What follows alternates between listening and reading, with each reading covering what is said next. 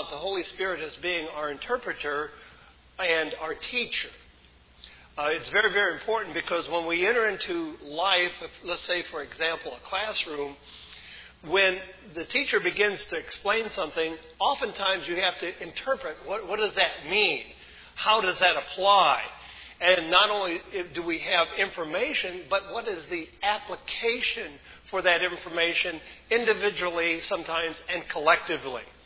Because if we only understand it individually, we can understand the information, but we become a bit self-centered.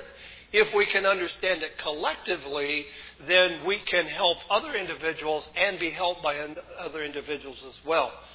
So let's take a look at what we're talking about today, or what Jesus was talking about in terms of the Holy Spirit.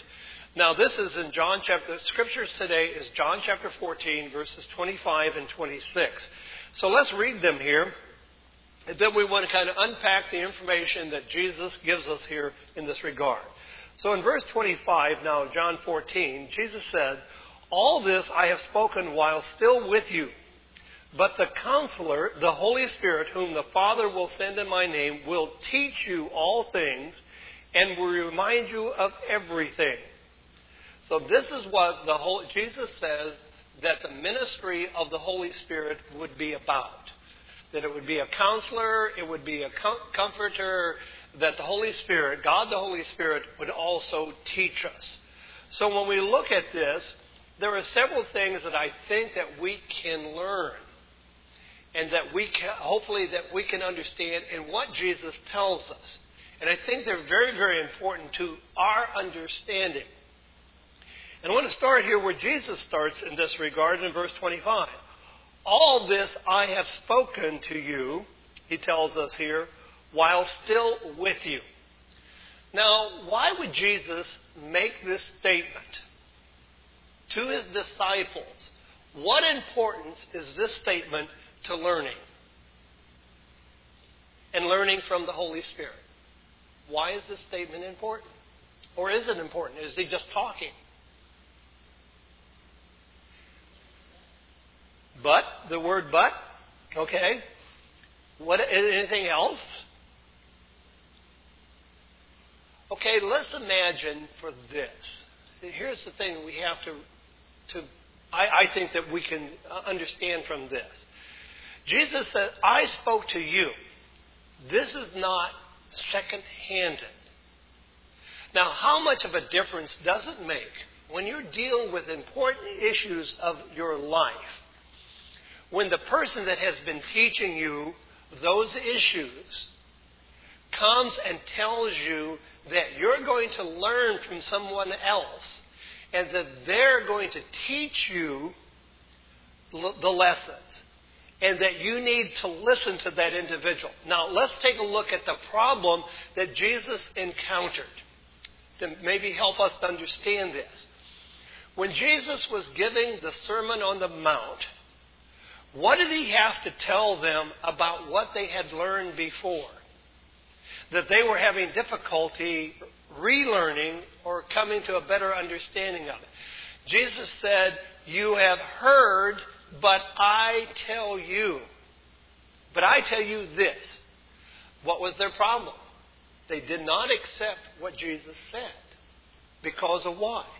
Because they had learned from God. Now, what would have been better, we think it would have been better, if Jesus had said, "Now, I want you disciples to know and understand that I'm going to raise up someone, and this is who he is what he's going to be like, and he will go to the Gentiles, and this is how he will present the Gospels, and I am endorsing that." But he didn't do that. You see, because God has a purpose in allowing the Holy Spirit to guide, to direct, and to help us, and to do his work, to do his ministry. So I think it's very important. So it's not a second hand.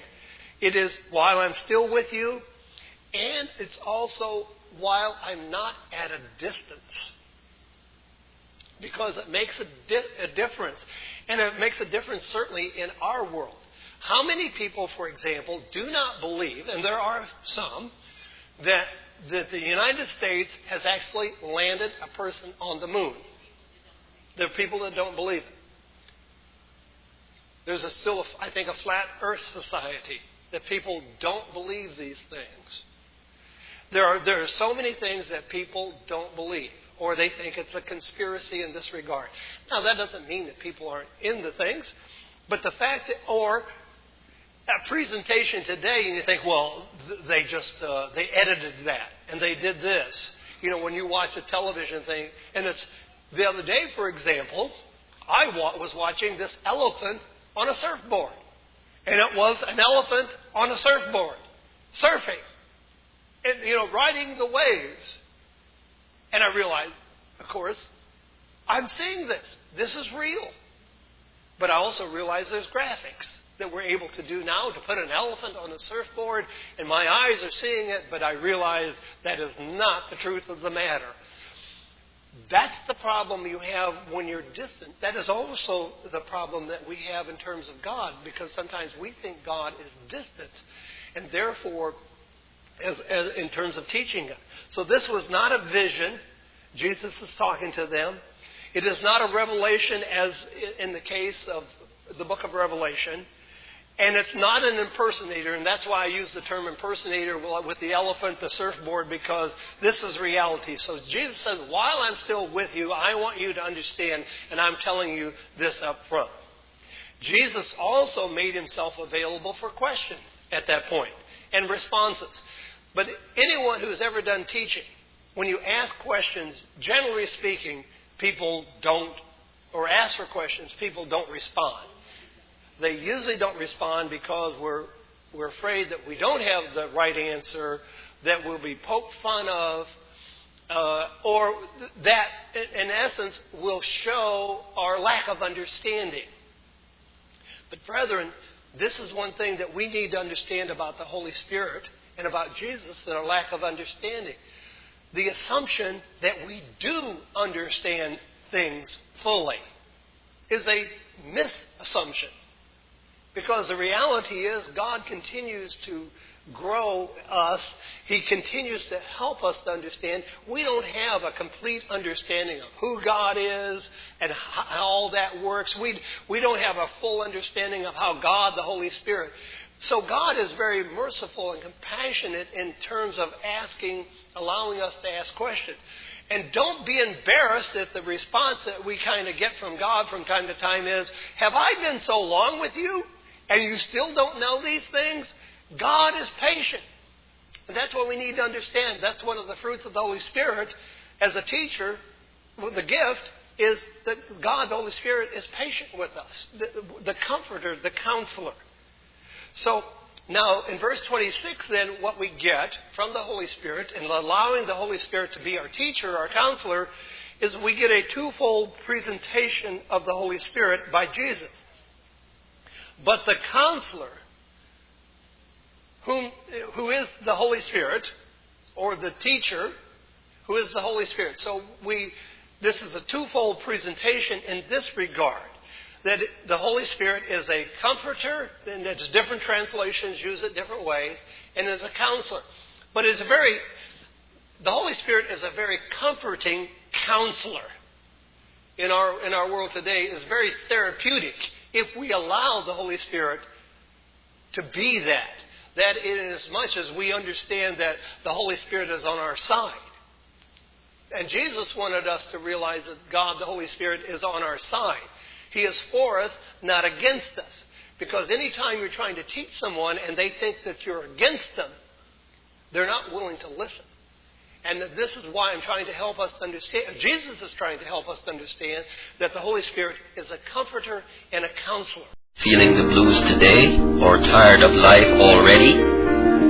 Do you have questions about life or need spiritual advice? We can help. Log on to worldwidechurchofgod.com or wcgfairfield.blogspot.com and stay connected to reality. The Worldwide Church of God in Fairfield, Santa Rosa, and Modesto are located in the San Francisco Bay Area, regarded as the most prosperous region in the United States. We believe Jesus Christ when He proclaimed in Matthew 6:24 that serving God is more important than serving mammon.